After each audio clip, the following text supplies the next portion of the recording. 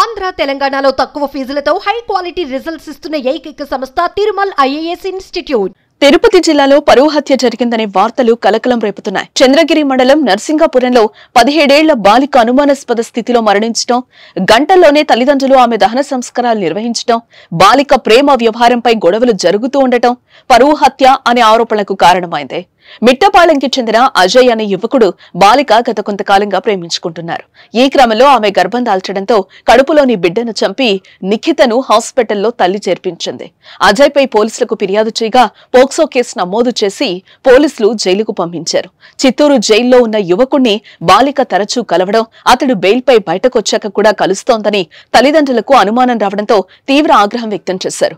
ఈ క్రమంలో ఏప్రిల్ 4న మధ్యాహ్నం బాలిక అనుమానాస్పద స్థితిలో మృతి చెందగా ఆమెను గంటల వ్యవధిలోనే దహన సంస్కారం చేశారు.